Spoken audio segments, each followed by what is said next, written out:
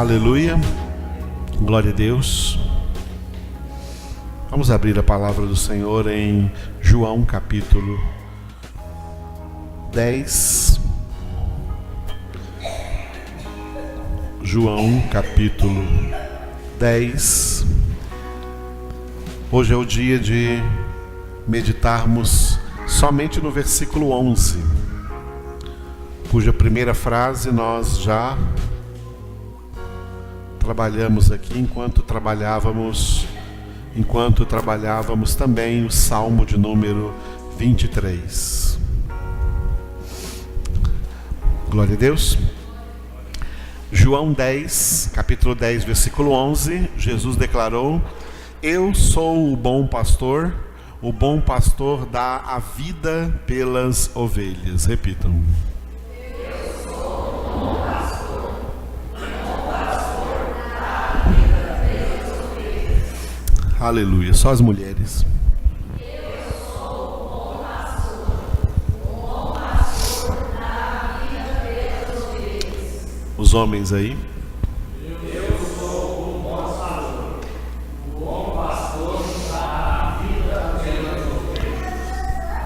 A última vez, todos juntos.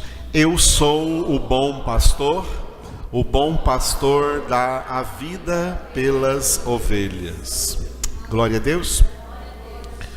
Aleluia. Já vimos como Jesus é o bom pastor. Aleluia. Nós temos aqui um artigo definido. Ele é o bom pastor, porque Jesus é o único verdadeiro pastor original, que é o dono das ovelhas.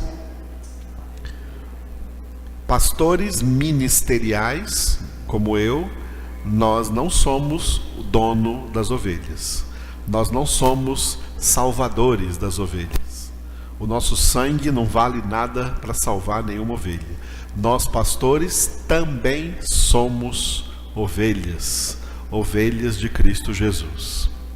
Nós vamos chegar no capítulo 10, onde Jesus diz aí que o propósito dele é levar o seu rebanho para o lugar aonde haverá um só rebanho e um só pastor.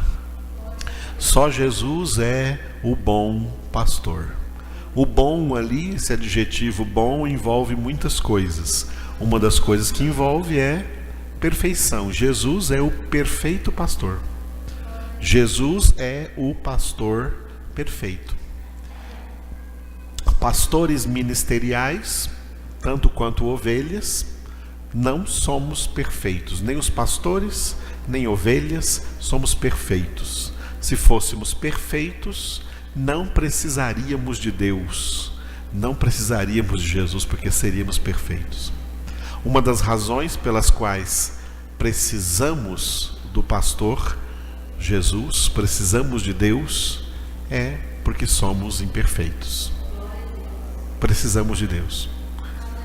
Então poderíamos até dizer: bendita imperfeição que nos levou a ser dependentes de Deus, pela qual nós precisamos de Deus, pela qual nenhum de nós pode dizer: não, eu sou independente de Deus, não preciso dele não, porque eu já sou perfeito. Ninguém pode dizer isso. Ele é o bom pastor porque ele é o pastor perfeito. Então, como o pastor perfeito, ele dá a vida pelas ovelhas. Por que ele dá a vida pelas ovelhas? Porque a vida desse pastor eterno, deste pastor divino, a vida humana que ele recebeu, é uma vida perfeita e que tem, portanto, poder para aperfeiçoar nossas vidas contaminadas pelo pecado, geradas no pecado. Jesus é o bom pastor, portanto, ele dá a vida pelas ovelhas. As ovelhas aqui nesse texto representam os eleitos de Deus, os escolhidos por Deus desde antes da fundação do mundo para morar no céu, para serem membros da família eterna de Deus, para serem membros do corpo de Cristo Jesus para serem salvos, para serem agraciados com a obra da salvação. A obra da salvação foi e é e sempre será a obra mais cara da parte de Deus. O maior preço que somente Deus poderia pagar. O Pai dando o seu Filho e o Filho dando a sua vida. O Pai deu Jesus, e Jesus, o bom pastor, deu a sua vida. Esse é o preço pela salvação. Não existe preço maior por mais nada no universo, na história, na eternidade. Em toda a eternidade, por toda a eternidade, esse é o maior sacrifício divino, o maior preço pago por Deus, preço pela realização da obra da salvação. Muito mais caro, muito mais alto do que qualquer obra que Deus fez ou ainda faça. A salvação é uma obra mais cara, mais dispendiosa para Deus do que, por exemplo, a obra da criação ou qualquer outra obra menor que Deus realize. A obra da salvação foi caríssima. Caríssima para o Pai, caríssima para Jesus.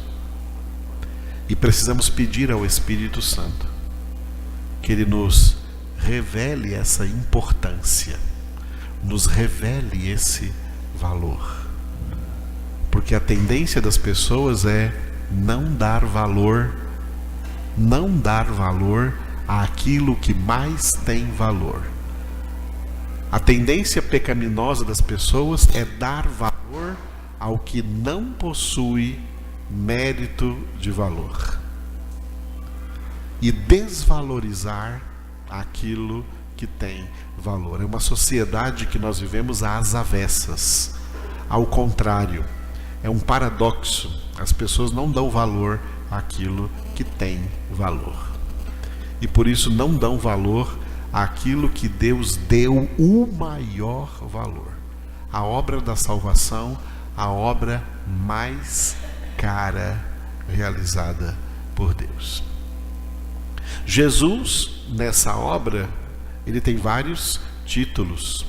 Ele é o Messias, quer dizer o Cristo, o ungido de Deus. Ele é o Cordeiro de Deus. Ele é o Salvador. Ele é o caminho, a verdade e a vida. E aqui nesse texto ele se apresenta como o bom pastor. Ele é o bom pastor que faz o quê? Dá a vida pelas ovelhas. Glória a Deus. Amados, eu dar a minha vida para você não vale nada, tá? Sabia? Você não vai ganhar nada com isso.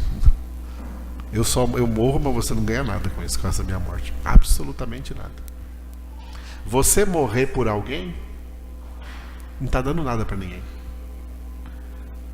Tem gente que pensa por aí, eu vou dar minha vida para fulano, está dando alguma coisa para essa pessoa. Não está dando nada.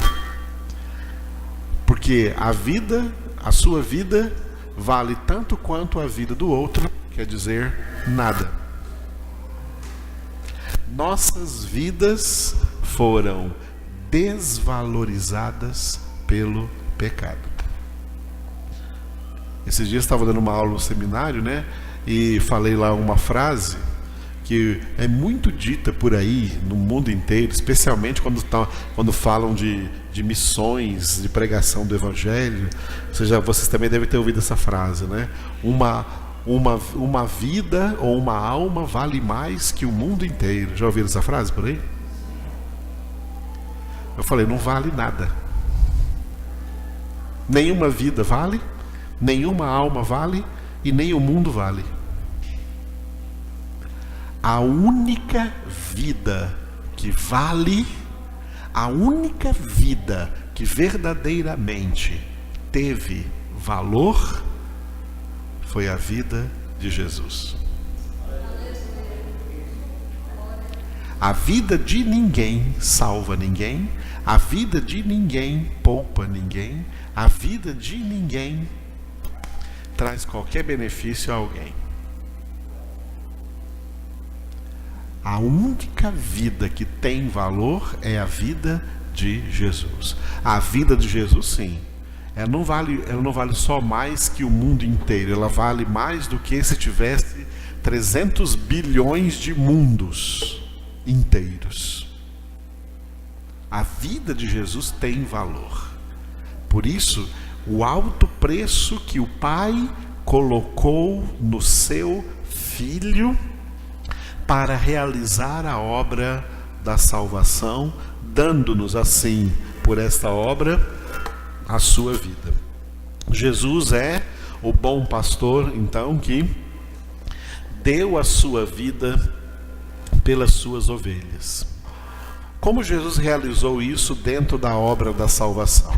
Não haveria a obra da salvação se Jesus não tivesse dado a sua vida. O único meio dos eleitos serem salvos é pelo sangue do Cordeiro, pelo sacrifício de Cristo, porque Jesus nos deu a sua vida. Por isso, as 4 frases que eu coloquei aqui neste slide remontam aos 4 atos salvíficos sofridos por Jesus: a sua encarnação, a sua morte, a sua ressurreição e a sua glorificação ao céu. Por isso a primeira frase ali, repita: encarnado para dar a vida. João capítulo 1, versículo 14, é o versículo que eu coloquei ali. João 1:14. Como geralmente iniciam os evangelhos, especialmente Mateus, Lucas e João, menos Marcos. Marcos já inicia com Jesus grande, Jesus adulto, mas Mateus e Marcos iniciam falando sobre a concepção e o nascimento de Jesus, e o Evangelho de João com um discurso teológico do Verbo,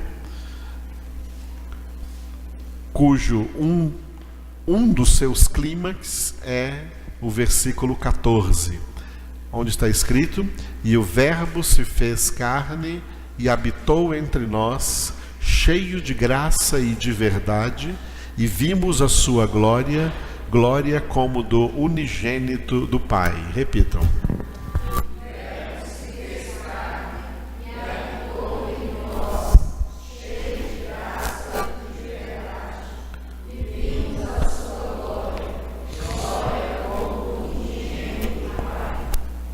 Aleluia.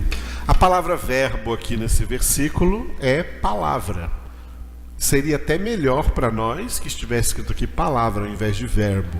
Verbo é apenas a influência da tradução da Bíblia do grego para o latim. João escreveu em grego, então João escreveu logos. Logos, que traduzido para o português é palavra. Então repita a frase: e a palavra se fez carne e habitou entre nós.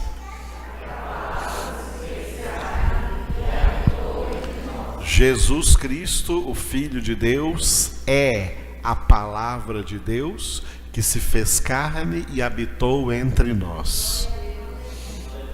Aleluia. A encarnação de Jesus, ele foi encarnado para dar a sua vida. Encarnação significa o recebimento, o ato do Filho de Deus, Jesus Cristo, que sempre existiu, porque ele sempre foi Deus e continua sendo Deus, não deixou e nem deixará de ser Deus. Ele tinha a natureza divina, ele recebeu também a natureza humana. Esse recebimento da natureza humana, através de uma concepção no ventre de uma mulher, sem participação de um homem, com a semente do Espírito Santo de Deus, como no Evangelho de Lucas, o anjo Gabriel disse a Maria, né, a sombra do Altíssimo te envolverá, o poder do Altíssimo te envolverá com a sua sombra, por isso o ente santo que nascer de ti será chamado Filho de Deus. Jesus então foi concebido, gerado e nascido. Jesus, portanto, tem uma natureza humana. Na sua natureza humana, ele se tornou um homem. Só que um homem diferente de todos os outros homens. Um homem concebido por uma semente santa, por meio de uma semente santa. E mesmo que a mãe aonde ele foi concebido fosse pecadora, a semente é santa. E como a semente é santa, Jesus é santo. Porque se Jesus não fosse santo, se Jesus tivesse sido concebido em pecado, a sua encarnação não valeria para nos dar vida. A vida dele não teria o valor de nos dar salvação. A vida de Jesus tem o valor necessário para nos dar salvação, porque é uma vida santa. Foi concebido sem pecado. O único homem concebido, gerado e nascido sem pecado. Todos os outros estão dentro daquilo que Davi escreveu sobre si mesmo no Salmo 51, versículo 5. Eis que nasci em pecado me concebeu a minha mãe. Essa palavra aí não pode ser de Jesus, não pode sair da boca de Jesus, não se refere a Jesus, se refere a Davi, a todos nós, a toda a humanidade. Jesus não. Jesus recebeu uma natureza humana sem pecado. Mas, como homem, ele tinha toda a probabilidade de pecar.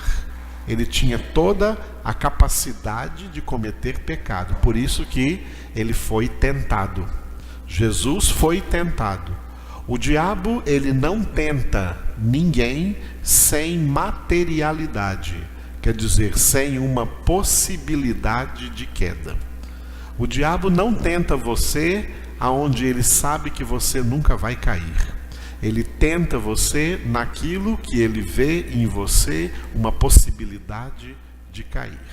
Assim também ele tentou Jesus, aonde havia na sua natureza humana limitada a possibilidade de cair. A natureza humana, portanto, de Jesus era como a natureza humana do primeiro Adão, criado à imagem e semelhança de Deus, sem pecado, mas com toda possibilidade de vir a pecar, como de fato aconteceu. Adão pecou, mas Jesus não pecou. Então, a encarnação de Jesus, o primeiro ato salvífico, ele recebeu a natureza humana, ele foi encarnado para dar a sua vida, ou seja, ele recebeu uma vida humana para quê? Para oferecer essa vida dele em prol daqueles que o Pai ia salvar. Glória a Deus. Então, se alguém chegasse para Jesus e perguntasse: por que o Senhor nasceu? Por que o Senhor veio ao mundo? Para dar a minha vida humana, para dar a minha vida humana em sacrifício pela sua vida. Por isso o preço da salvação foi muito alto. Então, Jesus foi encarnado para morrer, dar a sua vida por nós, dar a sua vida para salvar a nossa. Então ele foi, repita a segunda frase, morto para dar a vida. Ninguém explicou melhor essa segunda frase aí, que significa o segundo ato salvífico, a morte de Jesus, do que o apóstolo Paulo aí nesse texto que eu passei para vocês, Filipenses 2, 7 e 8. Filipenses capítulo 2, versículos 7 e 8. Glória a Deus. Filipenses 2, 7 e 8. Antes, a si mesmo se esvaziou, assumindo a forma de servo, tornando-se em semelhança de homens, e reconhecido em figura humana, a si mesmo se humilhou, tornando-se obediente até a morte e morte de cruz. Leiam vocês os 2 versículos.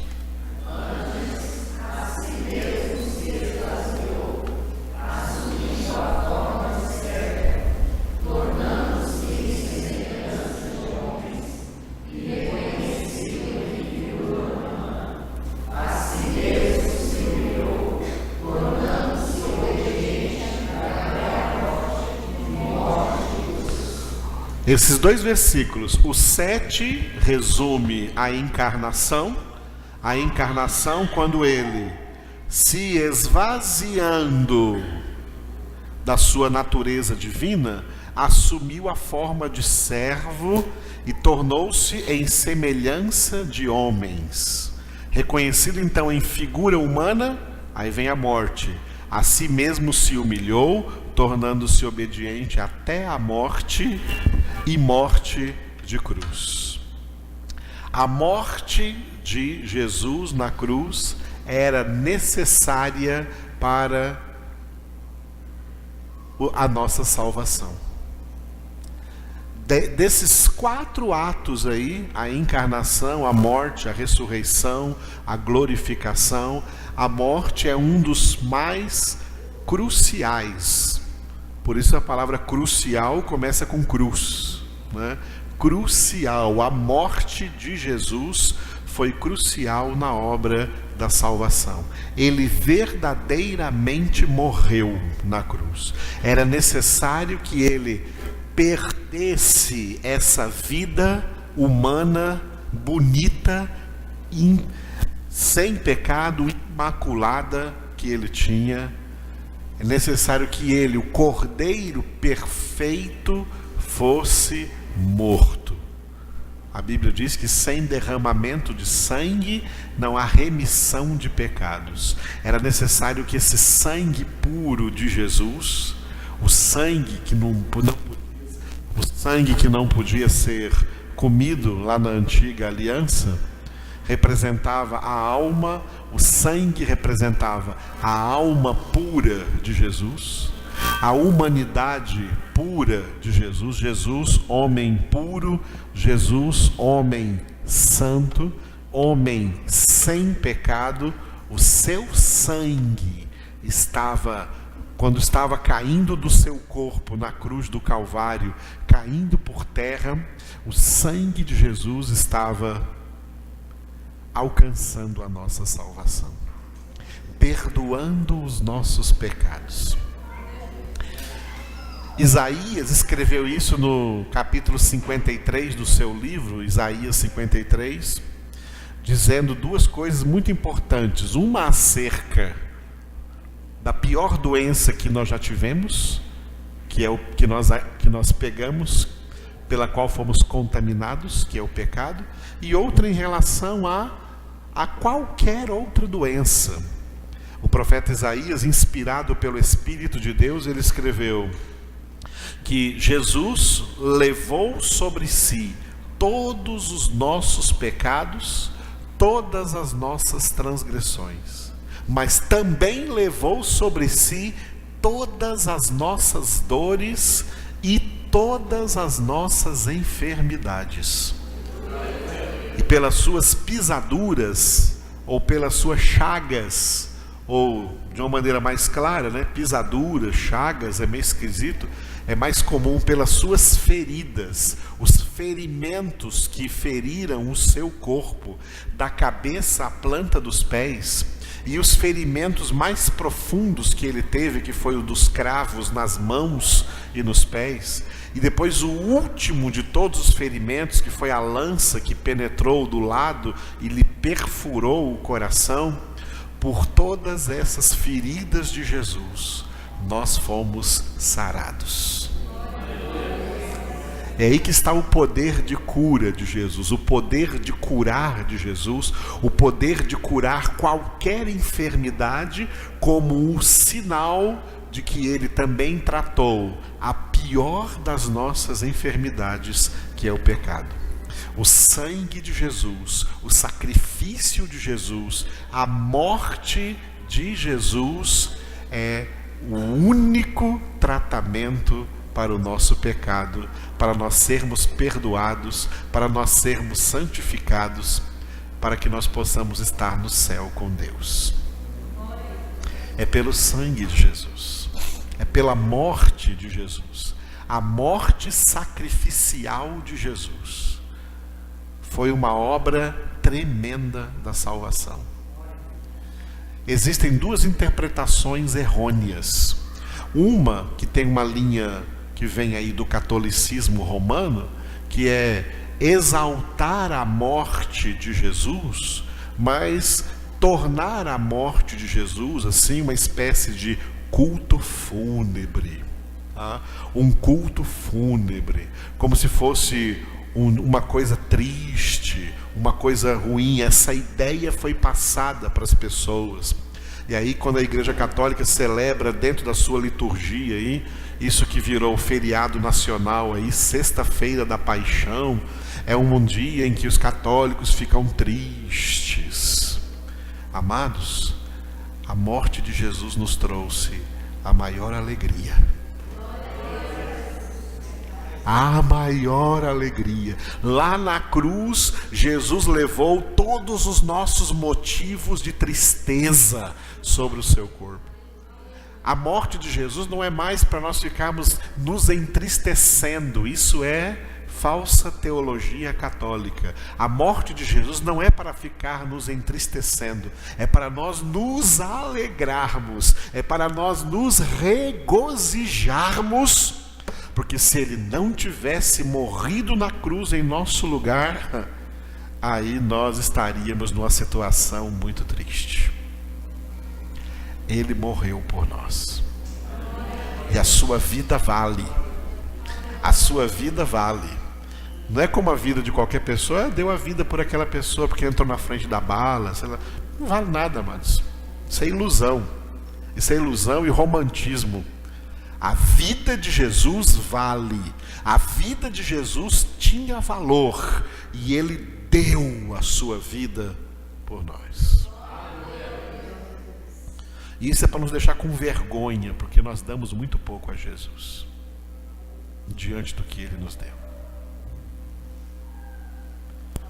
Não damos nem fé ao seu evangelho, não damos nem fé à sua palavra, não damos nem fé ao seu ministério, não damos nem dignidade ao seu ministério. É para nos envergonhar diante de Deus. Outra linha de pensamento é uma linha que entrou aí no mundo protestante, uma linha de que a morte de Jesus foi uma derrota. A morte de Jesus não foi uma derrota. A morte de Jesus foi a vitória.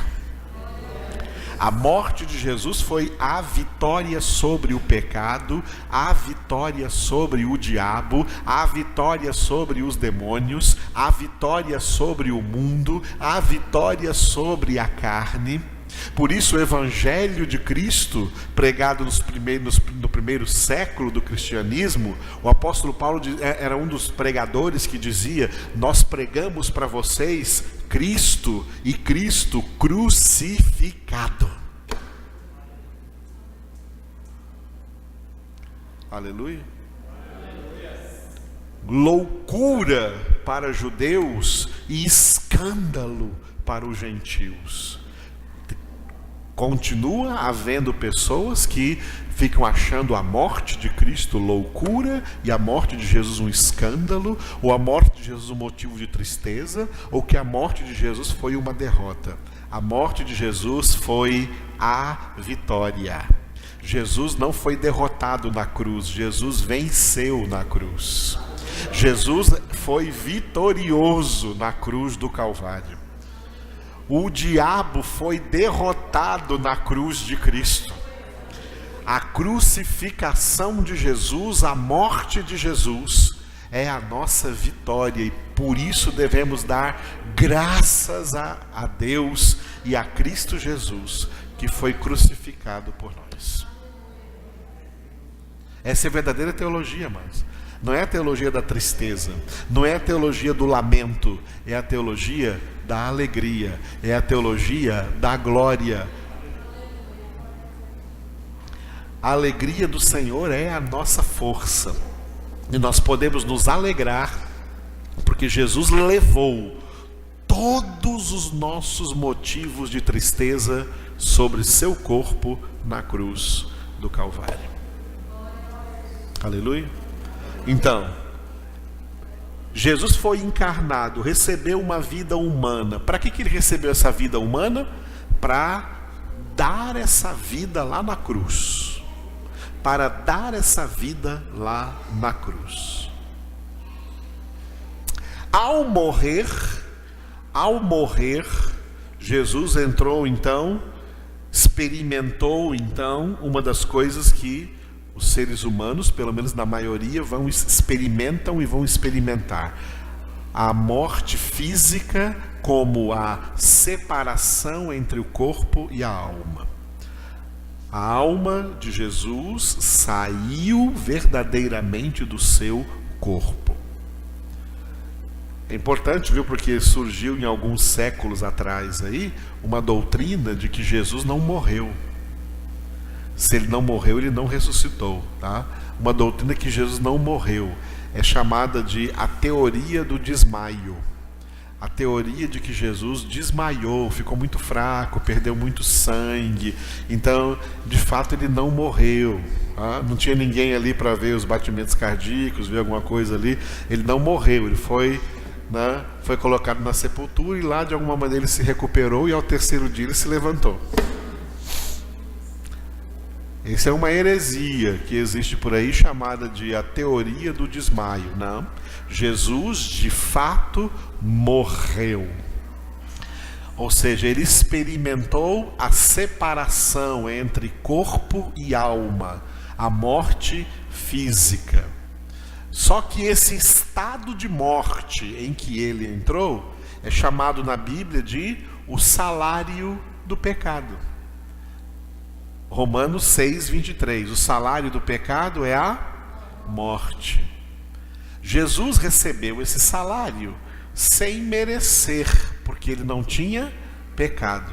Por isso a Escritura diz então, a morte não teve autoridade, a morte não teve poder, a morte não teve legalidade de prender Jesus sob seus domínios. Por isso, ao terceiro dia, ele foi ressuscitado. Diga, ressuscitado para dar a vida. São vários os textos acerca da ressurreição de Jesus. Eu escolhi para nós nessa noite Atos 2:24. Então abra aí, Atos 2:24. Atos 2:24. Pregação do apóstolo Pedro no dia de Pentecostes, falando acerca de Jesus. Ao qual, porém, Deus ressuscitou, rompendo os grilhões da morte, porquanto não era possível fosse ele retido por ela. Repitam.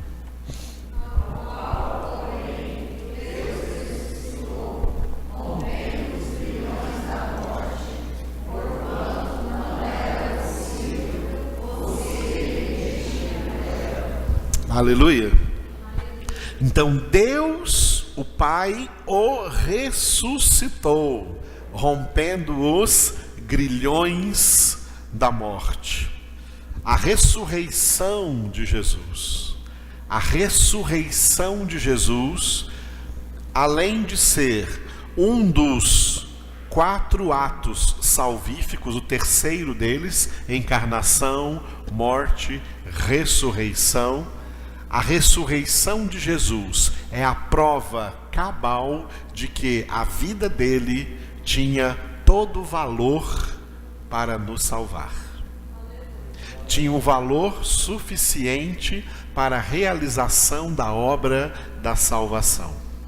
Jesus não tinha pecado, realmente ele era o Cordeiro puro, por isso a morte não pôde segurá-lo, a morte não pôde retê-lo. Jesus venceu a morte, Jesus venceu o estado de morte, Jesus venceu a região dos mortos, chamada em hebraico de Sheol e em grego de Hades. Jesus venceu a morte, por isso que a igreja primitiva, alguém compôs um cântico muito bonito, muito inspirado na igreja primitiva, que Paulo reescreveu. Paulo foi o único a reescrevê-lo no capítulo 15 da primeira carta aos Coríntios. Não sabemos a melodia, mas a letra ficou aí, essa letra que era cantada em todas as reuniões da igreja primitiva, cantando assim: ó morte, onde está a tua vitória? Ó morte, onde está o teu aguilhão? A morte foi derrotada pela vida. Jesus é a vida e ele derrotou a morte, ele venceu a morte. A morte que continua sendo ainda, para nós que aqui estamos nesse estágio de vida, o último inimigo a ser vencido. A morte será vencida, já começou a ser vencida pela ressurreição de Jesus. Porque a ressurreição de Jesus, além de ser o terceiro ato salvífico, é também a profecia da nossa ressurreição. Tal como Jesus foi ressuscitado, assim também todos quantos morreram em Cristo serão ressuscitados. Não importa quanto tempo que esse corpo foi separado da alma, no caso de Jesus foi no terceiro dia, então não havia nem entrado ainda em estado de putrefação, porque havia uma promessa messiânica sobre ele, dizendo: não deixarás, dizendo ele ao Pai, não deixarás que o teu santo conheça a corrupção, não deixarás a minha alma na morte. E de fato o corpo de Jesus nem começou a passar pelo estado de putrefação quando ele ressuscitou. Mas todos quantos morreram em estado de salvação, cujos corpos, como estava escrito na palavra de Deus, para nós, não era para Cristo, não era para Jesus, era para nós: tu és pó e ao pó retornarás. Todo corpo que voltou ao pó, não importa se foi na terra, não importa se foi na água, não importa se foi no fogo, ou seja lá como esse corpo voltou ao pó, ele será devolvido do pó no dia da ressurreição, que Jesus chamou de último dia. Quem come a minha carne e bebe o meu sangue tem a vida eterna, e eu ressuscitarei no último dia. Aleluia, amados. E a garantia de que essa ressurreição acontecerá é que a de Jesus já aconteceu. Por causa dele seremos ressuscitados. Agora, o poder de Deus usado na ressurreição de Jesus é o mesmo poder de Deus usado para nos dar vida espiritual hoje. É o mesmo poder que Deus opera para converter uma pessoa. A conversão de uma pessoa não é uma decisão dessa pessoa, não é uma adesão dessa pessoa a Cristo ou a alguma denominação. A conversão é um milagre, a conversão é uma ressurreição espiritual, e Deus para operar uma conversão, Ele usa o mesmo poder que Ele usou para ressuscitar a Cristo Jesus dentre os mortos. Por isso que Paulo escreveu em Romanos capítulo 8, se o Espírito daquele que ressuscitou a Cristo Jesus dentre os mortos habita em vós, Ele que ressuscitou a Cristo Jesus dentre os mortos, também dará vida aos vossos corpos mortais pelo seu Espírito que habita em vós. Portanto, a ressurreição de Jesus tem muito significado espiritual para nós. É o poder, e se o poder da ressurreição é o mesmo poder que opera na nossa conversão, é o mesmo poder que também opera na nossa santificação. Deus quer que nós nos santifiquemos, mas a santificação não depende só de nós, depende mais do poder de Deus. Sem o poder de Deus mesmo com o nosso máximo esforço, nós não seríamos santificados. Nós temos que colocar o nosso máximo esforço cooperando com todo o poder de Deus, o poder que Ele usou na ressurreição de Jesus, para nos santificar. É assim que Deus nos santifica. E será o mesmo poder também que levou Jesus para os céus para ser glorificado, que vai também nos glorificar depois da ressurreição. Aleluia. Por isso a importância desses 4 atos: a encarnação, Ele foi encarnado para dar a vida; a morte, Ele foi morto para dar a vida; a ressurreição, Ele foi ressuscitado para dar a vida. Mas quando Ele foi ressuscitado, Ele disse para Maria Madalena, lá no jardim do sepulcro: mulher, não me retenhas, porque ainda não subi para meu Pai, mas vai aos meus irmãos e diz para eles: eu subo para meu Pai e vosso Pai, eu subo para meu Deus e vosso Deus. 40 dias após a sua ressurreição, 40 dias em que Ele ficou aparecendo dia após dia aos seus discípulos, dando a eles orientações, pregando para eles ainda a sua palavra, fazendo uma revisão para eles de tudo que Ele já tinha pregado para eles. Ao 40º dia da sua ressurreição, Jesus foi elevado às alturas à vista deles. Jesus foi assunto ao céu. É o que a gente lê em Atos dos Apóstolos, capítulo 1, a partir do versículo 9. Jesus voltou a ser recebido na glória. Por isso João escreveu em João 3,13: ninguém subiu ao céu, a não ser aquele que desceu do céu, o Filho do homem que está no céu. Jesus teve que subir ao céu para completar os 4 atos da obra da salvação com a sua glorificação. Por isso, repita a frase: glorificado para dar a vida. É interessante que o rei Davi recebeu no Antigo Testamento, vivendo séculos antes do nascimento de Jesus, ele recebeu mais do que qualquer um no Novo Testamento, como qualquer um no Novo Testamento não recebeu, a revelação da glorificação de Jesus,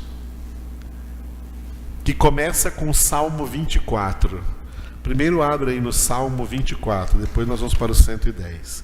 Salmo de número 24. No Salmo de número 24, Davi está ali salmodiando ao Senhor, dizendo que ao Senhor pertence a terra e tudo que nela se contém, etc. E quando chega no versículo 7, ele muda completamente de assunto. E ele diz assim, leiam comigo do 7 ao 10.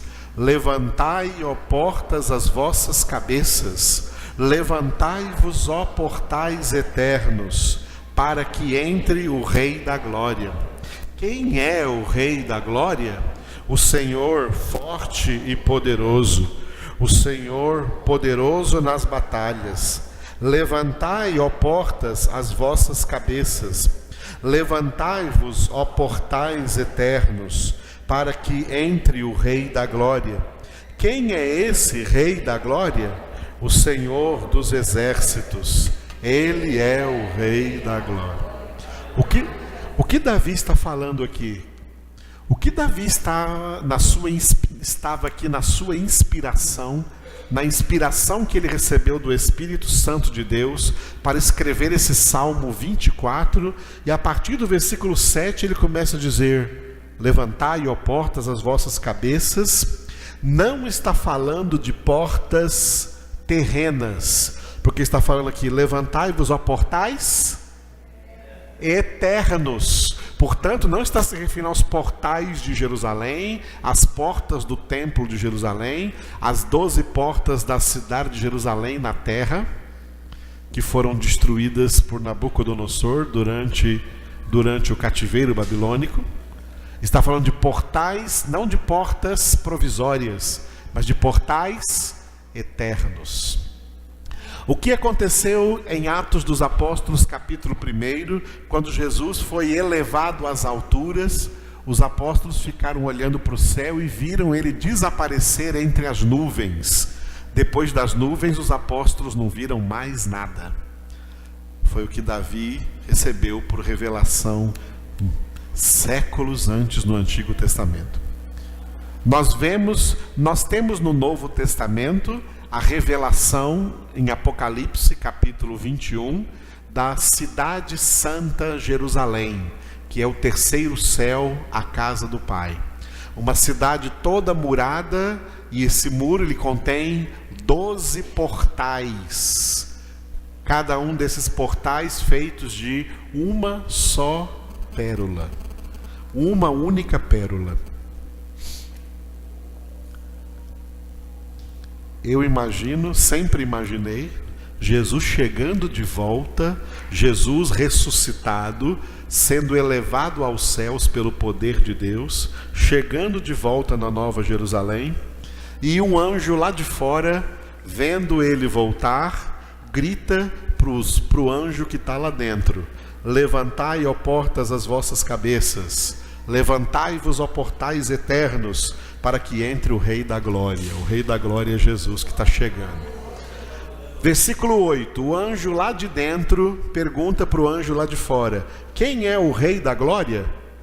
E o anjo lá de fora responde: o Senhor forte e poderoso, o Senhor poderoso nas batalhas. E o anjo lá de fora repete de novo, versículo 9: levantai, ó portas, as vossas cabeças, levantai-vos, ó portais eternos, para que entre o Rei da Glória. E o anjo lá de dentro pergunta de novo, e era Jesus que estava chegando, hein? Quem é esse Rei da Glória? E o anjo lá de fora responde: o Senhor dos Exércitos, ele é o Rei da Glória. Aí as portas se abriram e Jesus chegou na Nova Jerusalém, ressuscitado, e Jesus começa a andar pela grande avenida de ouro que tem lá no centro, levando para a praça central da cidade, onde está o trono do Pai assentado. Enquanto Jesus passa pelas ruas de ouro ali, os anjos, serafins, querubins, todos os arcanjos no céu, os 24 anciãos, os 4 seres viventes, toda a corte celestial ali ao redor, vendo Jesus andar pelas ruas de ouro até chegar diante do trono da majestade do Pai. E quando Jesus chega diante do trono da majestade do Pai, se cumpre Salmo 110, versículo 1, que também foi Davi quem recebeu essa revelação. Que ministério esse do rei Davi, como um homem segundo o coração de Deus, para receber essas revelações da glorificação de Jesus no céu. Disse o Senhor ao meu Senhor: assenta-te à minha direita, até que eu ponha os teus inimigos debaixo dos teus pés. Repitam. Disse o Senhor ao meu Senhor: assenta-te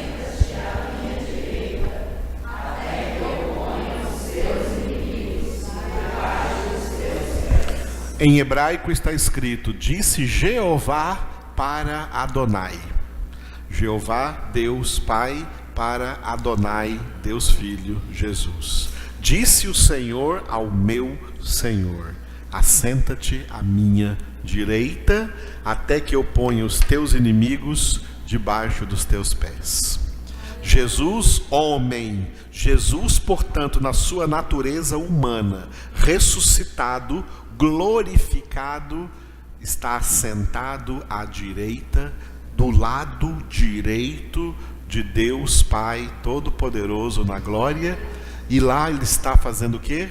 Romanos 8:34, ele está intercedendo por nós.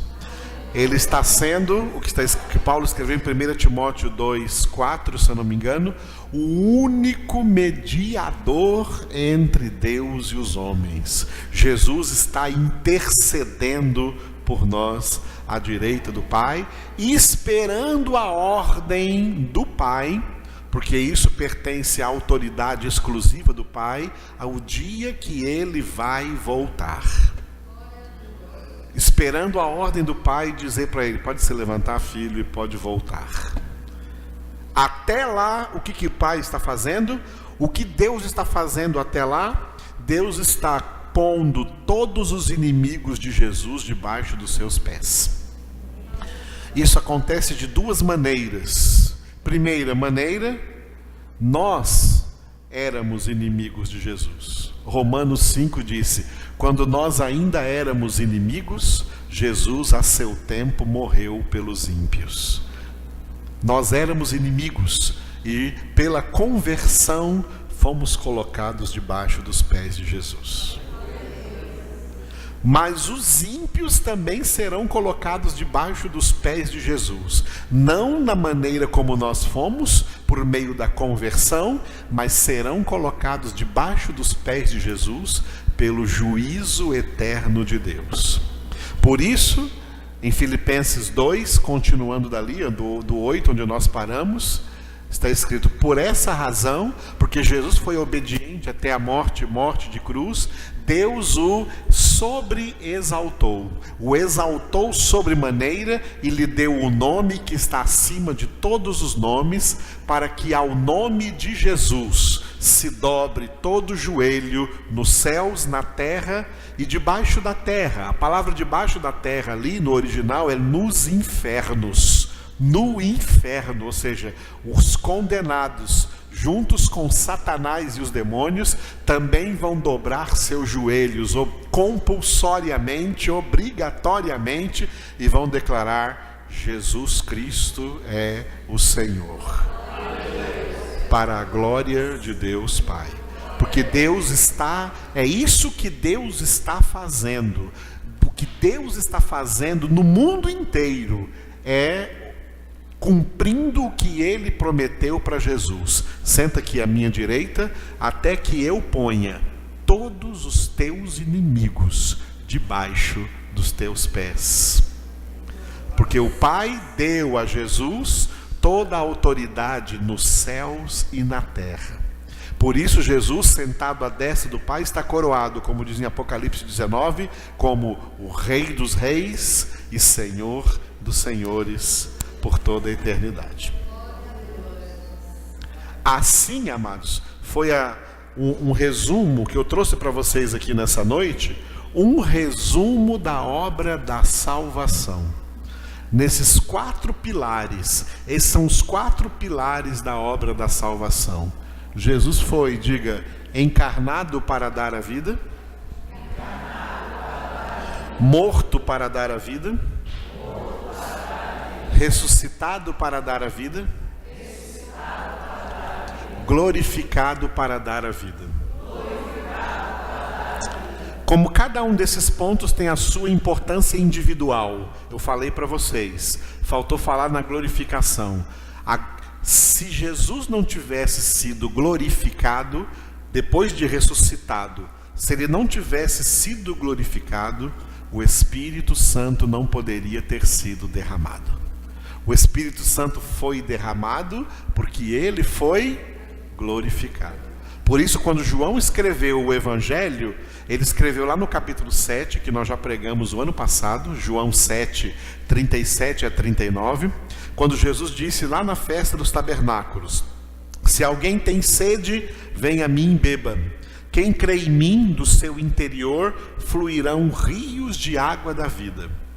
Esses foram os versículos 37 e 38. Quando João escreveu o Evangelho, ele usou o versículo 39 para explicar. Ele falou: Jesus disse isso, referindo-se ao Espírito Santo, que haviam de receber os que nele crescem, porque até aquele momento o Espírito não tinha sido dado, porque Jesus não tinha sido ainda glorificado. Depois que ele foi glorificado, 10 dias levou no céu a festa da glorificação de Jesus no céu. Completaram esses 10 dias de festa no céu com o Pai, recebendo seu Filho de volta, e todos os anjos, toda a corte celestial no céu. Aí Deus, quando era na terra a festa judaica de Pentecostes, 50 dias após a Páscoa, ele derramou o Espírito Santo, trazendo a sua igreja ao seu nascimento. A igreja nasceu no dia de Pentecostes, onde está escrito em Atos 2,4, ficaram todos cheios do Espírito Santo. Por isso a mensagem para a igreja hoje é Efésios 5,18, enchei-vos do Espírito Santo de Deus. Nós podemos ser cheios do Espírito Santo de Deus. Aleluia, amados. Não importa os que não vieram, nós que viemos aqui essa noite, podemos sair daqui cheios do Espírito Santo de Deus, porque Ele está aqui. Ele foi conquistado para nós por Cristo Jesus, por um altíssimo preço. O preço que o bom pastor pagou pelas suas ovelhas. Ele deu a sua vida, e Jesus disse, repita, eu sou o bom pastor. O bom pastor dá a vida pelas ovelhas. Ele já fez isso por nós. Nós só precisamos desfrutar do que Ele já fez por nós. Ele já fez isso por nós. Aleluia. Então fique de pé e louve a Ele comigo nessa noite. Obrigado, Senhor. Nós exaltamos, glorificamos, engrandecemos o Teu nome.